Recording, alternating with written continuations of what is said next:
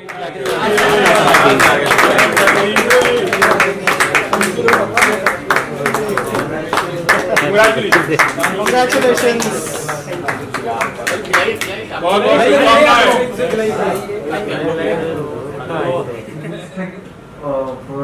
quality management and also how qualified are you for that? Because you all must be good in marketing and presentation. Okay. Because this is pertaining to food. Yes. But FDA, who's qualified and what is it? Okay. Relatively, sir. So I just want to tell you about that FDA and all food regulation. Food एक ऐसी चीज़ है जो बहुत sensitive topic है ना, घर के बच्चे और लोग खाते हैं, हेल्थ से डायरेक्ट रेगुलेटेड है. So before first of all हमारा जो भी है वो कॉन्ट्रैक्ट मैन्युफैक्चरिंग है. तो हम जो भी प्रोडक्ट किसी को भी कॉन्ट्रैक्ट के लिए देते हैं, they are renowned in their job. वो पिछले 20 साल 25 साल से प्रोडक्शन ही कर रहे हैं and they have all their licences. And the proof of that, because India में तो हमने डिस्ट्रीब्यूशन दिया ही दिया, but before selling to India the very first consignment that we gave is to Europe. And container जब Europe में लगता है, आपको आइडिया होगा कहीं भी जब भी क्लियरेंस के लिए जाता है तो पूरे के पूरे प्रोडक्ट्स का सैंपल जाता है, उनकी अपनी बायोलॉजिकल टीम होती है, टेस्ट रिपोर्ट सर्टिफिकेशंस लेते हैं, तभी वो अप्रूव करते हैं. एक ऐसी कंट्री है यूरोप के स्टैंडर्ड्स का मैं बता दूं, अगर if you are not qualified enough तो वो वहां पर ही आपके प्रोडक्ट को डैमेज करेंगे. डैमेज करने के बाद हमारे को बोलेंगे आपके कारण CO2 रिलीज हुआ, हमारा एनवायरनमेंट खराब हुआ, उसका फाइन अलग से. So these are the level of standard that we have to follow. So we are bound to have a very good quality product with all certifications and hygiene maintain. And we are working with the partner. You can on our level, all manufacturers are like the FSSAI का licence का rule है. हमारे पास ये marketing की company का साथ साथ जो मैन्युफैक्चरर है उसका भी डिटेल्स आपके लिए. Presently, you all are working on third-party quality control. You all don't have anything in-house. So I'm telling about for that concern. In-house. So for that thing I'm telling you, at every factory place, our own people on our own job role जो हमारे लिए काम करते हैं वो हमारे इस पे है.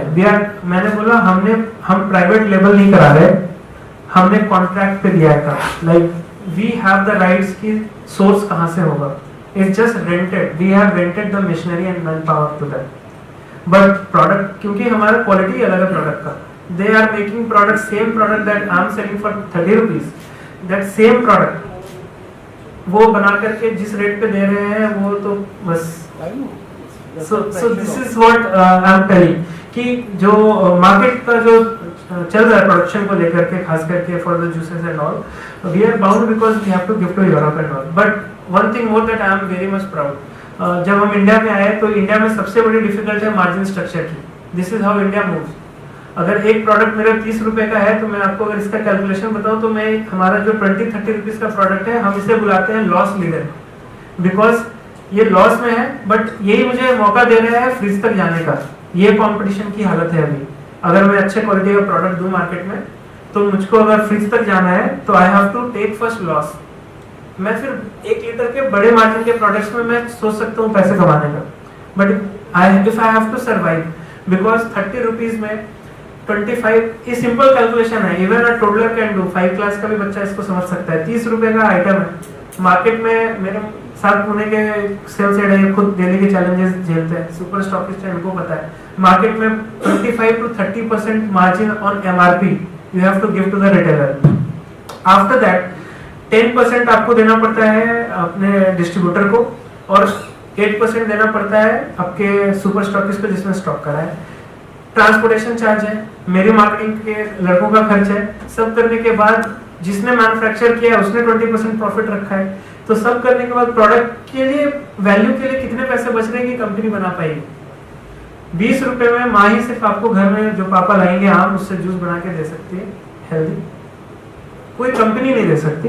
But the problem that we are solving is कि इंस्टेड ऑफ आप रास्ते में आपको प्यास लगी, अगर मैं नहीं बेच रहा तो कोई और कंपनी का आप तो फ्रिज से निकाल करके पी लेंगे जूस, बिकॉज पैकेज ड्रिंकिंग थी ना, क्योंकि ये easy to handle and carry है. ये एक प्रॉब्लम सॉल्व करता है. हमारा प्यास लगी है, कुछ चाहिए पीने को, बॉडी को कुछ चाहिए, तो उस इंडस्ट्री को हमने इस तरह से क्रैक करा है कि instead of giving them concentrate, अगर कोई फ्रिज खोलता है और 30 रुपए मेरे जेब में डालता है, तो मेरा ये एक राइट बनता है कि मैं उसको अच्छे क्वालिटी का प्रोडक्ट दूं। They are getting aware of, but the problem is कि ये 20-30 रुपए वाले प्रोडक्ट्स, अब मैं एक टेक्निकल बात बताता हूँ, हम जो भी ब्रांड्स हैं जिन्होंने इस नोशन से अपने प्रोडक्ट को बिल्ड करा है कि वी आर हेल्दी जूस और हम 100% रियल प्रोडक्ट्स बनाते हैं और करते हैं, वो डालते हैं, उसकी एमआरपी आती है 70 से 80 रुपए।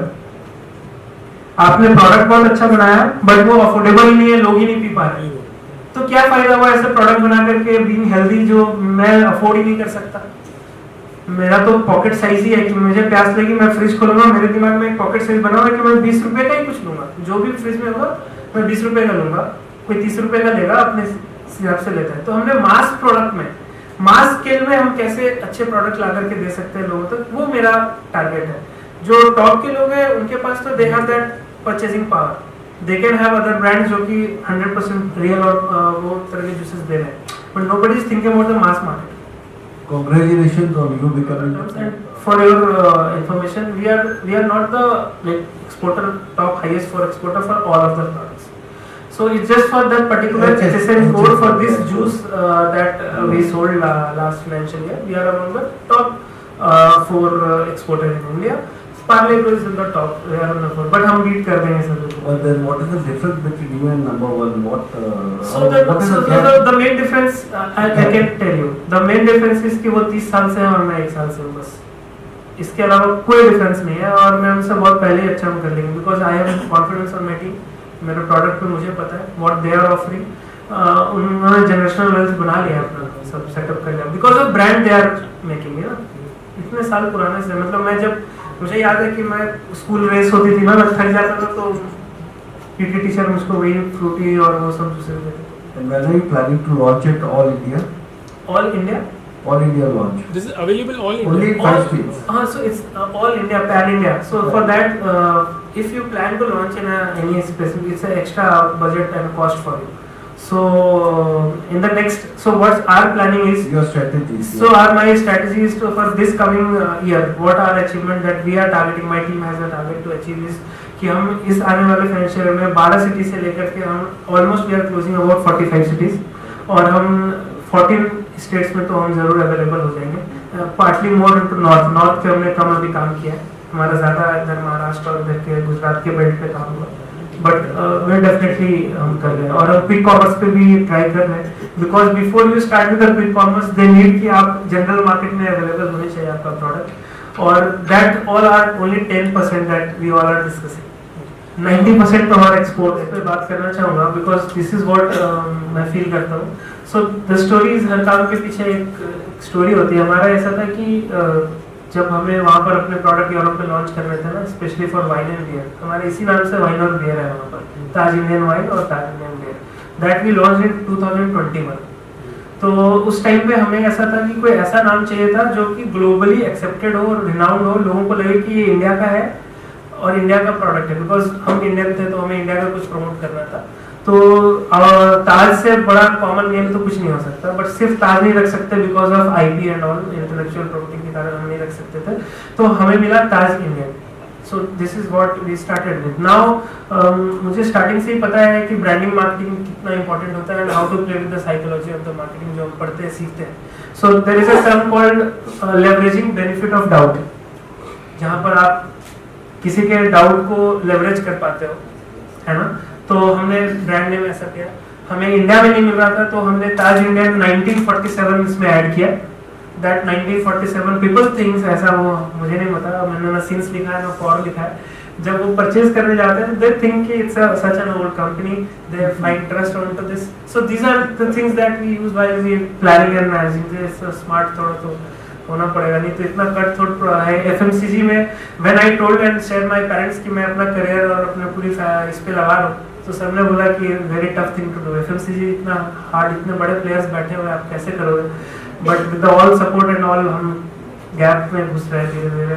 तो कोई प्रॉब्लम नहीं बिकॉज इसका जो लोगो है and the font and all that thing is very similar to like Taj, Wagh Taj, and you know like it's something group of hotels or something. So how it works is कि हमने 17 different countries में already हमारे पास registered हमारे नाम पर है। ये नाम ऑलरेडी हमने कर लिया है।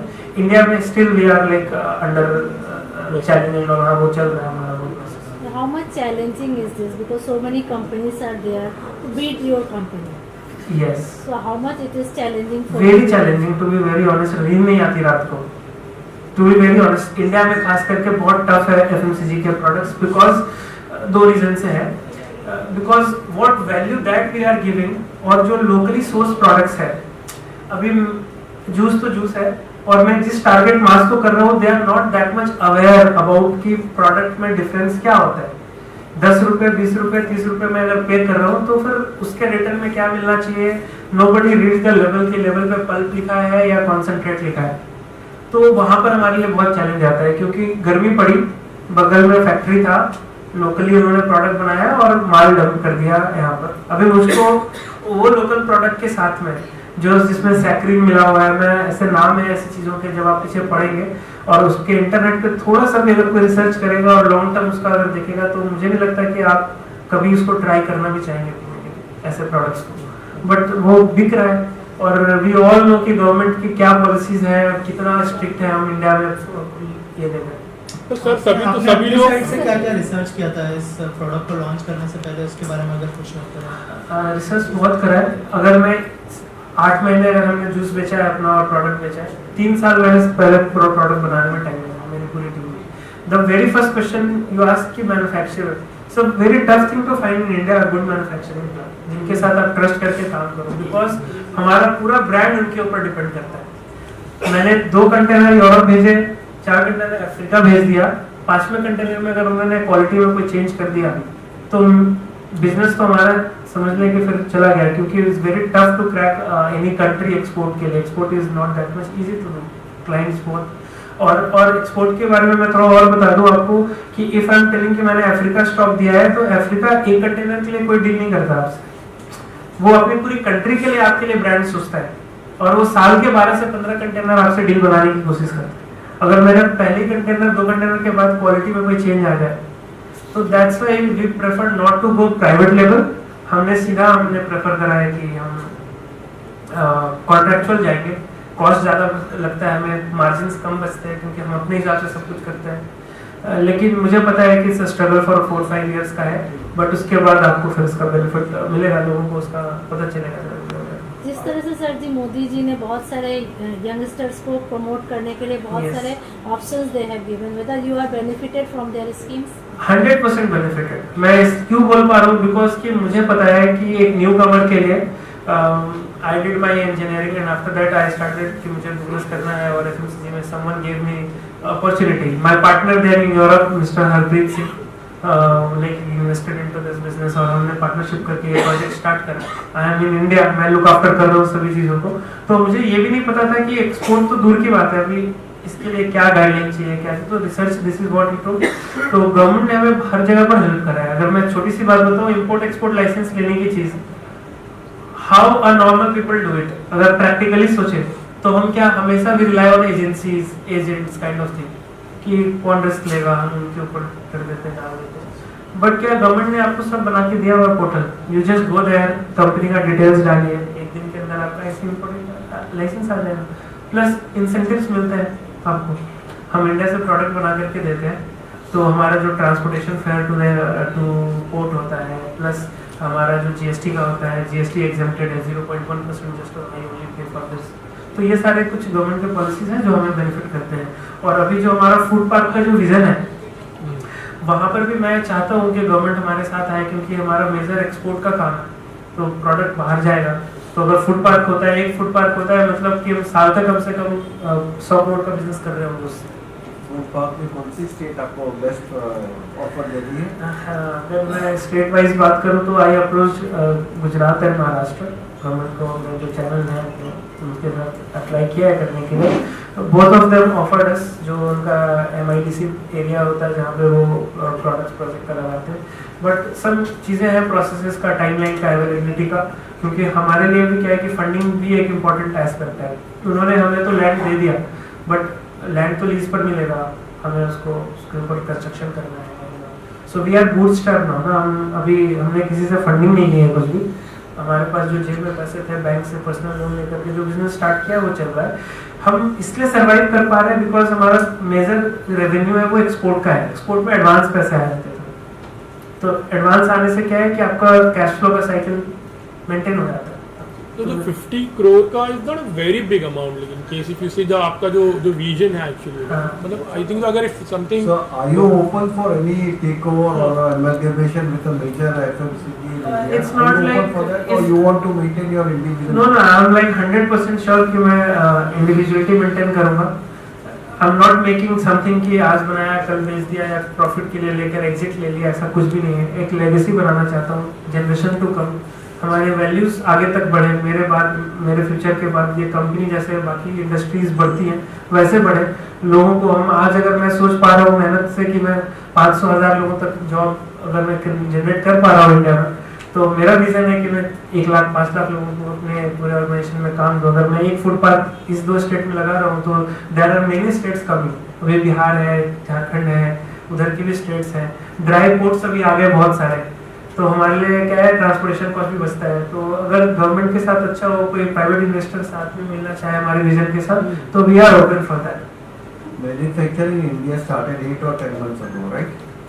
Prior to that, you all were established in Poland as Taj Wine and Beer. Beer, yes. For how many years were you there? When was it incorporated? What is your standing of market over there in European markets?